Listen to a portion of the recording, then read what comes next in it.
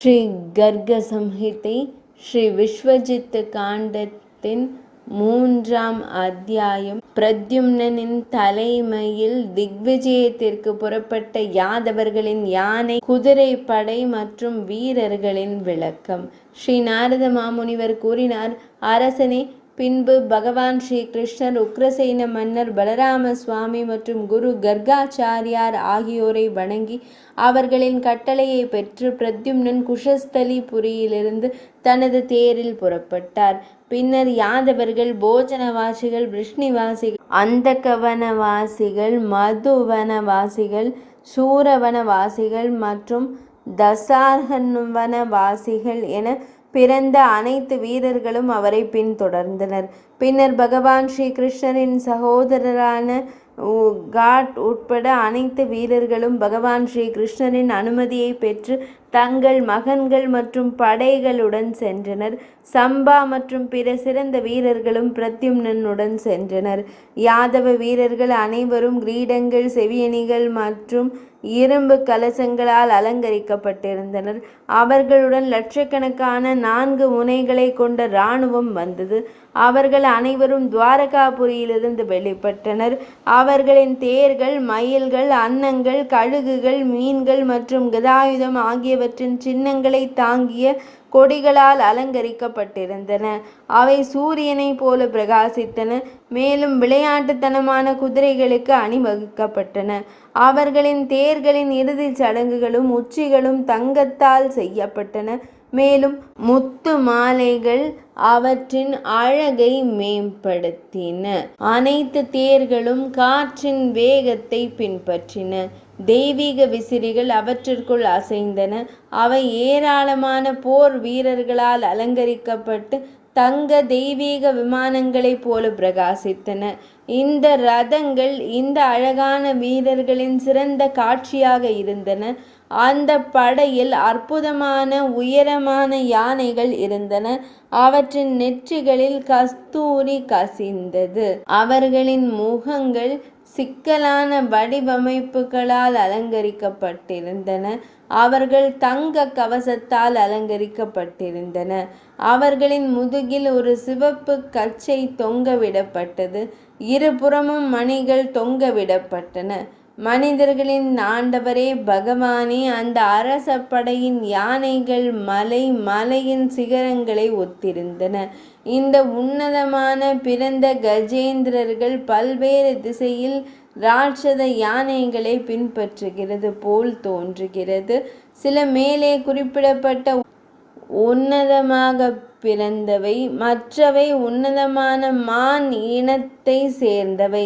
சில யானைகள் விந்திய மலைகளிலும் சில காஷ்மீரங்களிலும் பிறந்தன. பலர் மாயாச்சல மலைகளில் பிறந்தனர். பலர் இமயமலையில் பிறந்தனர். சிலர் முரண்டா பகுதியில் பிறந்தனர். பலர் கைலாய மலையின் காடுகளிலும் பிறந்தனர். சிலர் 4 தந்தங்களையும் கழுத்தில் சங்கிலிகளையும் கொண்ட ஐராவத குலத்தில் பிறந்தனர். அவை ஒவ்வொன்றும் 3 தண்டுகளை கொண்டிருந்தன. தரையிலும் வானத்திலும் நகரக்கூடியவை. லட்சக்கணக்கான யானைகள் கொடிகளாலும் பதாகைகளாலும் அலங்கரிக்கப்பட்டிருந்தன. லட்சக்கணக்கான முரசுகள் அவற்றின் மீது வைக்கப்பட்டிருந்தன. அந்த படைகளுக்குள் இருந்த லட்சக்கணக்கான யானைகள் நகைகளால் அலங்கரிக்கப்பட்டு பாகன்களால் வழிநடத்தப்பட்டு நகர்ந்தன. மேகங்களைப் போல கருப்பு நிறத்திலும் நீல நிற கொளுத்தும் வெப்பத்தால் மூட்டப்பட்டும் உரிமையபடி முதலைகள் போல தோற்றமளித்த யானைகள் படைகளின் கடலில் சுற்றி திரிந்தன. அவர்கள் தங்கள் தும்பி கைகளினால் கொடிகளையும் புதர்களையும் வேரோடு பிடுங்கி வட்டத்தை நோக்கி எறிந்தனர். தங்கள் கால்களின் அடிகளால் பூமியை அரித்தனர். போதை தரும் மதுபான மழையால் மலைகளை கொதி நிலைக்கு கொண்டு வந்தனர். தங்கள் தந்திரங்களின் தாக்கத்தால் கோட்டைகள், பாறைகள் மற்றும் பாறைகளின் அருகில் உள்ளவைகளை வீழ்த்தவும் எதிரி படையை நொறுக்கவும் அவர்களுக்கு சக்தி இருந்தது. அத்தகைய யானைகள் அந்த யாதவ படையில் இருந்தன.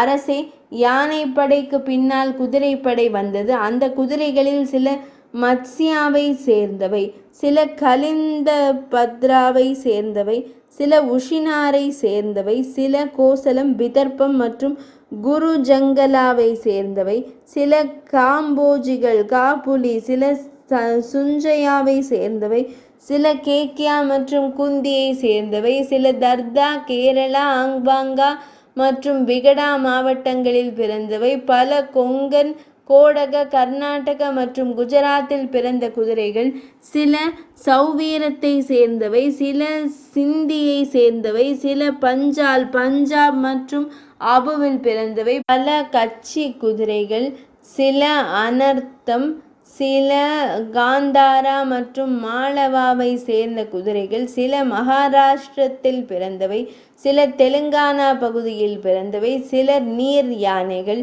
பரமபுருஷரான பகவான் ஸ்ரீ கிருஷ்ணரின் தொழுவத்தில் வைக்கப்பட்டிருந்த அனைத்து குதிரைகளும் அந்த வெற்றிகரமான பயணத்தை தொடங்கின.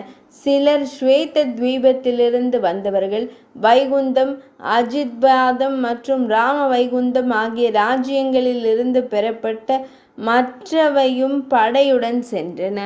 அவர்கள் தங்க கழுத்தணிகளால் அலங்கரிக்கப்பட்டு முத்து மாலைகளால் அழகாக தெரிந்தன. அவர்களின் முகடுகள் இரத்தினங்களால் அலங்கரிக்கப்பட்டன. அவற்றின் தொலைதூர கதிர்கள் அவற்றின் சிறப்பை மேம்படுத்தின. மேலும் அவற்றின் உபகரணங்கள் நேர்த்தியானவை, சாமரத்தால் பறக்கும் விசிறியால் அலங்கரிக்கப்பட்டிருந்தன. அவற்றின் வாள்கள், முகங்கள் மற்றும் பாதங்கள் பிரகாசத்தால் பிரகாசித்தன.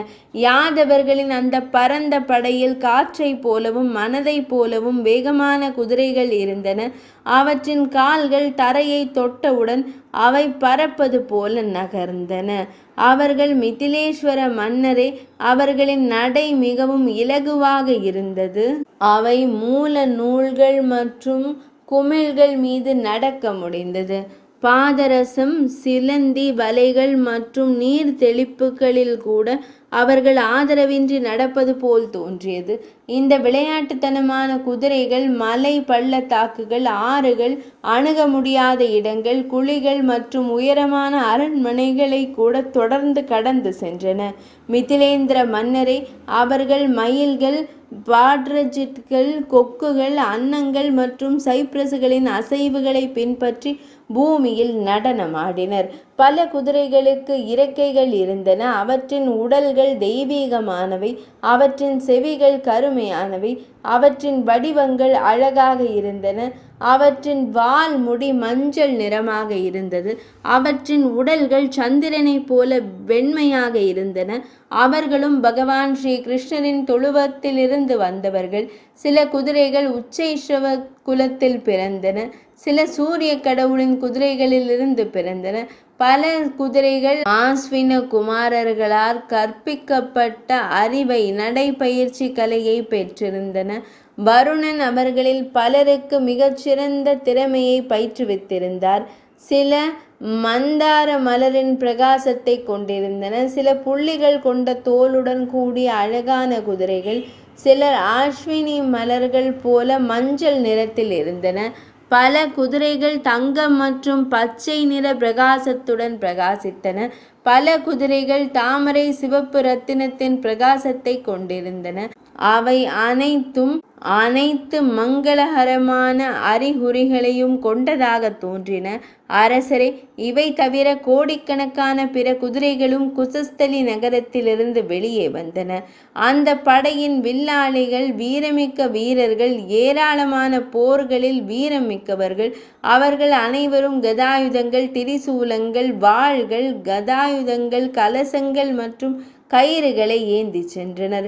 மனிதர்களின் தலைவரே, அவர்கள் அழிவின் கடல் போல தோன்றி ஆயுதங்களை மழையாக பொழிந்தனர். போர்க்களத்தில் ராட்சசர்களைப் போல அவர்கள் தங்கள் எதிரிகளை மிதித்து நசுக்குவதை காண முடிந்தது. இவ்வாறு மன்னரே, யாதவர்களின் பரந்த படை மிகவும் அற்புதமான படையாக வெளிப்பட்டது. அதை கண்டு தேவர்களும் அசுரர்களும் வியந்தனர்.